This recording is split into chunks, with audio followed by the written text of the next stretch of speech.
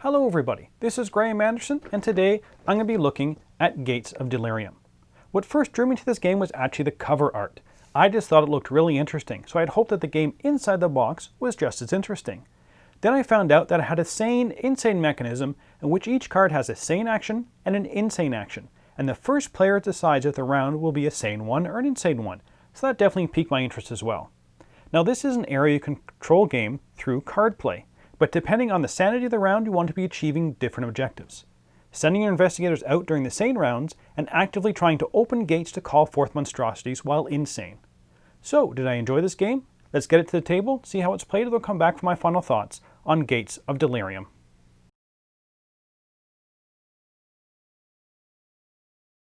Here's Gates of Delirium set up.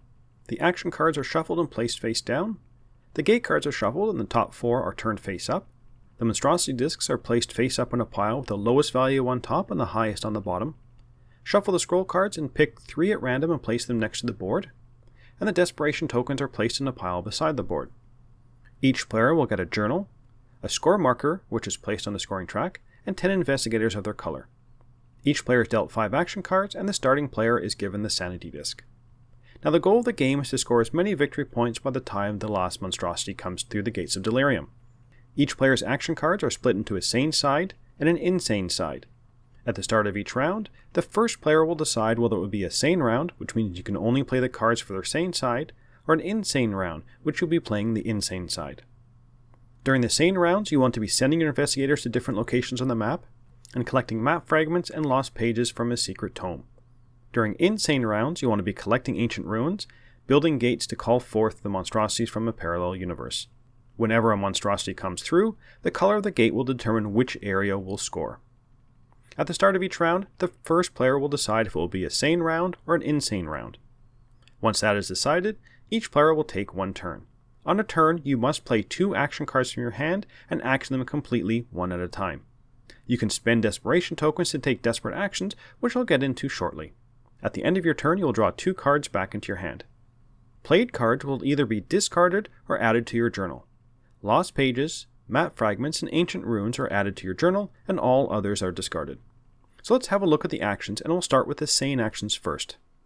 The Collecting Lost Pages action allows you to add the page to your journal. Just tuck the card under your journal, and you'll want to try and collect consecutive pages, but there's only 1 copy of each page numbered 1 through 20. The Collecting Map Fragments allows you to add the map fragment to your journal. Each map is made up of 4 parts: northwest, northeast, southwest, and southeast. You can have as many maps on the go at the same time, as you do not have to finish one before you start another, but complete maps are worth more points at the end of the game. The final sane action is to dispatch investigators. You can dispatch either 1 or 2 investigators based on the card played. You place them from your personal supply, and if that runs out, you can move your investigators on the board. When gates are open of a particular color, whomever has the most investigators in the region where the gate opens will get the most points from the region. And I'll talk more about that when I go through the insane actions. Whenever you play a card, either sane or insane, that has a desperation symbol on it, and there might be 1 or 2 of these symbols, take that many desperation tokens from the supply. Now on to the insane actions. The first one is collecting ancient runes. Just tuck the card into your journal. They'll be worth points at the end of the game. The Converting Investigators action allows you to remove 1 opponent's investigators from the board and replace it with 1 of yours from your supply. But if you have no investigators in your supply, you cannot remove an opponent's investigator, but you can swap positions of their investigator with 1 of yours on the board. The final action is to build a gate section. You'll take 1 or 2 gate cards from the display, or draw blindly from the face-down deck, depending on the number of symbols on the played card. Each color of gate requires a different number of gate cards to open, and as you build the gate, you'll fan them out based on the graphic to visually show the gate. When you've placed the last card required to open a gate, the game pauses while the monstrosity comes out, and you'll do the following 4 steps. Take the top monstrosity and place it on the gate. Whomever opens the gate gets the number of victory points as shown on the monstrosity. If the monstrosity has a scroll icon on it, revolve 1 of the scroll cards next to the game board. Now these scroll cards can give you alternate ways to score points at the end of the game, or might give an ongoing ability to all players. Next, you'll evaluate the region. You'll look at all the investigators in the region, and whoever has the most investigators gets the maximum points for the region as shown on the board. The second most investigators gets the next amount, etc. If there is a tie, then all players receive the full amount, and all the other non-tied players are not affected. Finally, return all the investigators from this just scored region back to their players. That's it for the main actions, but I do want to quickly talk about the desperate actions you can spend your Desperation Tokens on. For 2 tokens, you can draw 2 cards into your hand, then discard 2 cards from your hand. They can either be the cards you just drew, or different ones. For 3 tokens, you can remove all the cards from the gate display and draw 4 new face-up ones. For 4 tokens, you can flip the sanity disc to the other side. This means that all remaining actions for the rest of that round must be played from this new side. This action can be done before or during your turn, so you could play 1 sane action, spend 4 Desperation Tokens to flip the disc, and then take 1 insane action, and all players after you will have to play insane actions. And for 5 tokens, you can score 3 points. The game ends with the final monstrosity is released. The final region scoring is done, and then the game immediately ends. No more actions are taken, and you proceed to final scoring. At the end of the game, you'll score 1 point for each investigator left on the map. Any scroll card effects that offer endgame scoring will happen now. Then you'll score your ancient runes, lost pages, and map fragments. All the scoring for these are shown in your journal. Once that's all done, the player with the most points is the winner. Let's get back to see what I thought about Gates of Delirium. So first thing is theme and components. For the theme, it is very well done. I like that even in the rulebook, the theme is carried through. Several of the pages have little notes like in the margins that really enhance the feeling of the Cthulhu mythos. But I was very glad that the theming in the rulebook didn't take away anything from the clarity of the rulebook.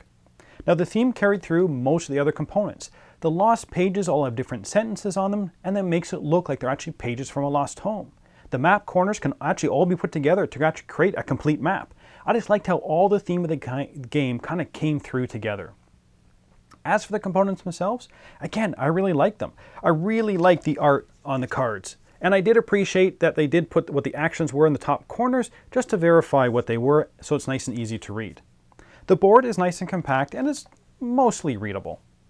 Now the way the gates are built, as you saw from the walkthrough, are very well done visually. You can really kind of see the gate grow as more cards are added. The only downside is when you're looking at someone else's gates across the table, it's not always easy to determine how many cards they have left before the gate opens. Now each person's meeples are a different mold, which again makes it neat, instead of just having kind of cubes on the table. Now the scoring markers are always interesting for the different characters, but not always usable. And that's one minor complaint about the components. The score markers and the scoring track, they look nice, but they're a little frustrating to use. Some of the scoring markers, this one in particular, tends to be a bit wobbly and fall over. And seeing where you are in the score track is sometimes difficult. Now again, those are just minor issues, and I do appreciate what they were trying to do with the components themselves. Now on to the gameplay. The game is a nice, quick area control game. I really enjoy the card play and the decisions I had to make when I played a card. Now the first player would say that it's a sane round, for example, and you think, oh, I'm just going to play this card. But then I look at the inside side and think, oh, wait a minute, I really want to do that later on. And I like that. Each time you played a card, you had to look at the action you were doing and the action that you're actually giving up. Sometimes I would pass on an okay action this round to play a good action on a later round with the same card. This is a game where I found every action I did was actually a good action. I never felt like I was throwing any actions away just because I had to play something. Collecting maps and pages are important for end-of-game scoring, and getting people on the game board is vital to score points during the game. The insane actions are just as good and all help towards the ultimate goal of scoring as many points as possible. Now, the 2 main actions, though, are getting investigators onto the board and opening gates. If you can both open a gate and have the majority of investigators, can be worth a lot of points. But honestly, as long as everybody around the table knows that that's where you're going to be getting a lot of points, they really shouldn't be allowing you to do that and be fighting over the majority for each area. And I like that. I'm trying to sneakily build my gate and get my investigators into a region without anyone looking too closely at my situation. And the thing that helped me most was actually the Desperation Tokens. They can definitely not be overlooked. There were times in games where one person had a bunch of Desperation Tokens, and they took their sane action to get the majority of an action, then paid to flip over the sanity disc with their Desperation Tokens, and then was able to play a card to collect the final 2 gate cards to open up a gate in an area and score a fair number of points. But being second or third in an area with just a single or a few investigators cannot be overlooked, and it's a quick way to get points while someone else may be getting more points. The game itself is not overly complex and only lasts 45 minutes to an hour, even with 4 players. and the game speeds up the longer it goes on. With more and more players racing to complete gates, it always seems to end at a good time. There are only 6 gates during the game, so there's definitely a race feeling going on. You're looking at other people's gates that they're working on and knowing that there are a different number of cards per gate in the deck, and that each color has a different number of cards in the draw deck, makes watching what other people are doing very important. For example, you need 7 cards to open up a white gate, but the white cards are the most plentiful in the deck. So if you haven't seen them in a while and no one has opened a white gate yet, do I risk starting a white gate now? Now there is some randomness in the game. If someone is able to draw the gate cards they need, or you don't get the action cards you really want, especially near the end of the game, that can be a bit frustrating. But honestly, with the length of the game, it kind of means you won't be frustrated for too long. Now there also is some player interaction in the game, directly through the insane action of replacing players' pieces with one of your own, and that's definitely not fun when it happens to you, as I found most of the majorities are one in areas really come down to kind of 1 or 2 extra investigators in area to give you the majority. And there's also the indirect player interaction that if more than one person is working on the same color gate and they're taking the gate cards before you can grab them, you're kind of out of luck. Now I do like being able to flush the gate cards and trying to get the ones I need, but it can be frustrating when someone scoops the gate cards that you need and then they open the gate that you were planning to open.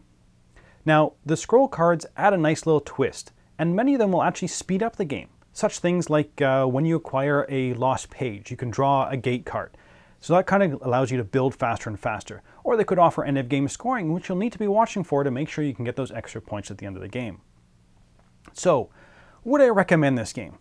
You know what? Yes, I would. If you're looking for a quick, fun area control game and are okay with the randomness and the player interaction that comes with an area control game, then this is one I would recommend. It's got good decisions to be made on every turn, and the game is always ratcheting up the tension as you seem to be racing towards the end and you never seem to have enough time to do everything you want on a turn. But to me, that's what makes a game fun. And that's it for the moment. Until next time, thanks for watching. Thanks so much for watching another Dice Tower video. If you enjoy our videos, subscribe to the channel for more fun, comprehensive board game coverage. Also, consider joining us at one of our events. Come to Dice Tower Retreat, a small, intimate gathering where gaming is king. Join us for Dice Tower Cruise, the largest board game cruise.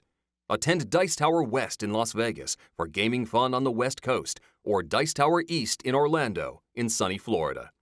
Dice Tower Conventions, the friendliest gaming conventions on Earth. I'm Eric Summerer, and you've been watching The Dice Tower.